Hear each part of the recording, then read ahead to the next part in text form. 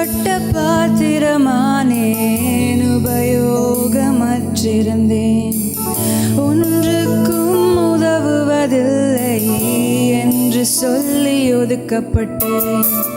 குயவனே, உந்தன் கரம் மீண்டும் என்னை வணைந்தது, விழுந்து போன இடங்களில் எல்லாம் என் தலையை உயர்த்தியது. குயவனே, உந்தன் கரம் மீண்டும் என்னை வணைந்தது,